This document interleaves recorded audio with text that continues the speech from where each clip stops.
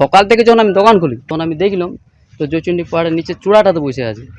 তো বসার থাকার পর তখন আমি দেখলাম এই লোকটা তো ভাই পড়ে যাবে একদম, হ্যাঁ এমন অবস্থায় আছে।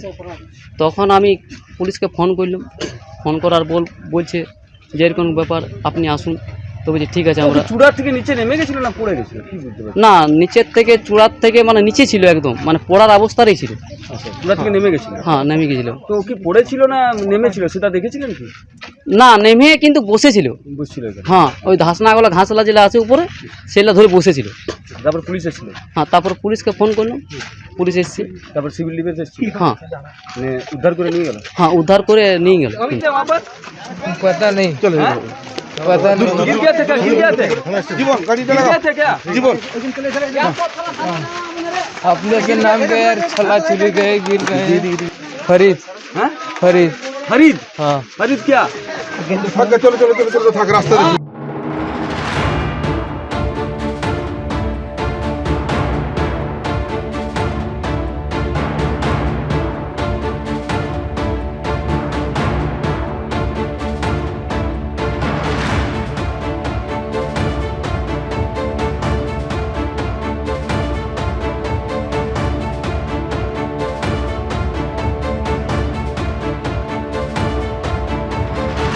আমি রোপের মাধ্যমে নেমে আগে ওকে কোমরে বেঁধে তারপরে সিকিউর করে তারপরে ওকে তুলেছি।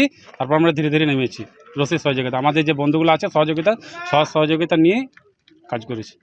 রিস্ক প্রচুর ছিল, যে জায়গাটা ছিল সেই জায়গাটার একটু শান্ত ছিল, জায়গাটাতে বসে হয়তো ভয় খেয়ে গিয়েছিলো বা কোনো কিছু করেছিল, তার জন্য একটু নড়াচড়া করলে ওইখান থেকে পড়ে যেত। আর অন্য জায়গায় হলে যে রেস্কিউয়ার ছিল, আমি রেস্কিউয়ার ছিলাম, আমাকে নিয়ে পড়ে যেত। কিন্তু সেই জায়গাতে ও ভয় খেয়ে জন্য চুপচাপ ছিল, তার জন্য আমি ওকে আগে সিকিউর দিয়ে দিয়েছি, কোমরে বেঁধে দিয়েছি।